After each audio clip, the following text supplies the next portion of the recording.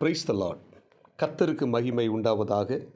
இந்த நல்ல காலை வேளையில் கர்த்தருடைய வார்த்தை மூலமாய் உங்கள் யாவரையும் சந்திப்பதிலே நான் மிகுந்த மகிழ்ச்சி அடைகிறேன். சங்கீதம் 141 சங்கீதம் 3 வசனம், கர்த்தாவே என் வாய்க்கு காவல் வையும், என் உதடுகளின் வாசலை காத்து கொள்ளும்.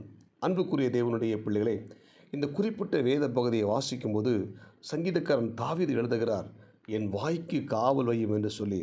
சில சமயங்களில் பார்த்திங்கன்னா, நம்முடைய வாழ்க்கையில் வர துன்பங்களும் நெருக்கங்கள் மத்தியிலையும் நம்ம ஒரு வார்த்தை கூட பேசாமல் அமைதியாக இருப்பது ஒரு ஆவிக்குரிய முதிர்ச்சியின் தன்மையை குறிக்கிறது.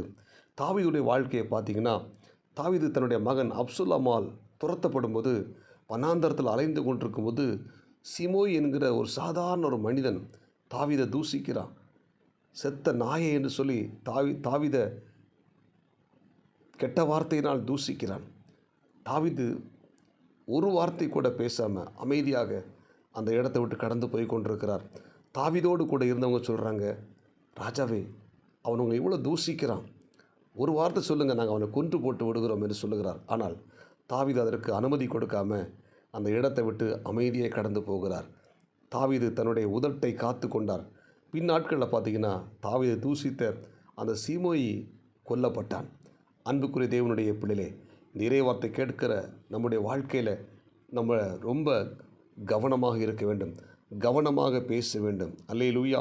நீங்கள் பிரசங்கின் புத்தகம் 5ஆம் அதிகாரம் 2ஆம் வசனத்தை வாசித்து பார்த்தீங்கன்னா, தேவ சமூகத்தில் நீ துணிகரமாக உன் வாயினால் பேசாமலும் மனம் பதறி ஒரு வார்த்தையும் சொல்லாமலும் இரு, ஏனென்றால் தேவன் பார்த்து கொண்டிருக்கிறார்.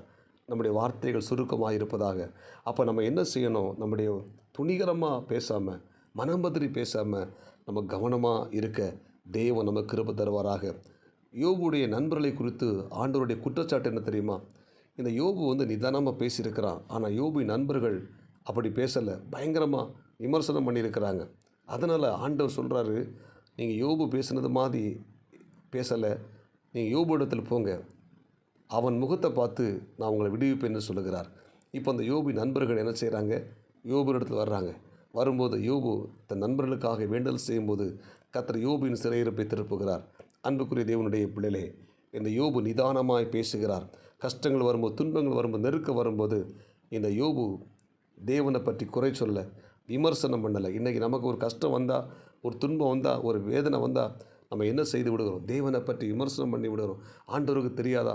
ஆண்டவருக்கு நான் எவ்வளோ கஷ்டப்படுறேன்னு தெரியாதா என்று சொல்லி மனம் பதறி பேசி விடுகிறோம். அப்படி நாம் இருக்காமல் நம்ம கவனமாக இருக்க தேவன் கிருபை தருவாராக. அப்போ நம்ம பேசுவது கவனமாக பேச வேண்டும். அல்லேலூயா.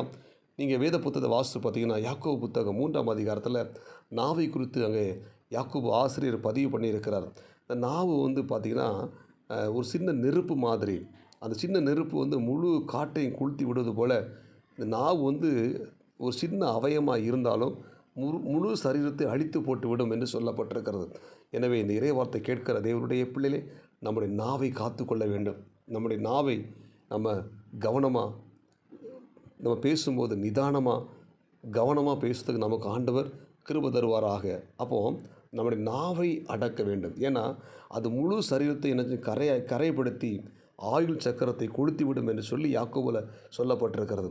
அப்போ நம்முடைய சரீரத்தை அது கொளுத்தி போட்டுவிடும், அழித்து போட்டுவிடும், கரைப்படுத்திவிடும். எனவே நம்முடைய நாக்கை நம்ம கவனமாக பயன்படுத்த வேண்டும். வேதம் சொல்லுகிறது, பேசாமல் இருந்தால் மூடனும் ஞானியாவான். ஆமென். எனவே தேவ பிள்ளைகளே, நம்ம நாவை கட்டுப்படுத்துவோம், நாம் கவனமாக பேசுவோம். தேவையில்லாத காரியங்களுக்காக நம்ம அதிக நேரம் பேசாமல் நம்ம கவனமாக இருப்போம். நம்முடைய ஆண்டவர் இயேசு கிறிஸ்து நமக்கு ஒரு முன்மாதிரியாக இருக்கிறார். அவரை பிலாத்துடைய முன்பதாக கொண்டு விட்டு அவரை குற்றப்படுத்தினார்கள். இயேசு கிறிஸ்து விமர்சனம் பண்ணினார்கள், அவரை வேதனைப்படுத்தினார்கள், அவரை அவமானமான வார்த்தைகளை சொன்னார்கள். ஆனால் இயேசு ஒரு வார்த்தை கூட பேசாமல் அமைதியாக இருந்தார். ஆமென். அன்புக்குரிய தேவனுடைய பிள்ளை, அவரை ஆராதிக்கிற நீங்கள் நானும் அமைதியாக நம்ம கவனமாக இருப்போம். நம்முடைய வாய்க்கு காவல் வைப்போம். நம்முடைய உதடுகளை ஆண்டவர் காத்து கொள்ளும்படியாய் நம்முடைய பேச்சுகள் சுருக்கமாக இருக்கட்டும். கவனமாக பேசுவோம். கர்த்தர் நம்மை ஆஸ்வதிப்பாராக. ஜெபிப்போமா? பரலோக தேவனே, இந்த இறைவார்த்தை கேட்ட ஒவ்வொரு தேவனுடைய பிள்ளைகளையும் கர்த்தர் ஆஸ்வதிங்க. இந்த நாளுக்குரிய கிருபை கொடுங்க. எங்கள் வாய்க்கு காவலையும் ஆண்டவரே, எங்கள் உதடுகளின் வாசலை காத்துக்கொள்ளும் ஆண்டவரே, இந்த வசனத்தின்படி எங்களை வழிநடத்துங்க. இந்த நாளுக்குரிய கிருபை கொடுங்க. இயேசு கிறிஸ்துவின் நாமத்தில் ஜெபிக்க நல்ல பிதாவே, ஆமேன். God bless you. உங்கள் யாவரையும் கர்த்தர் ஆசீர்வதிப்பாராக. இந்த நாள் உங்களுக்கு இனிமையை அமையட்டும். ஆமேன்.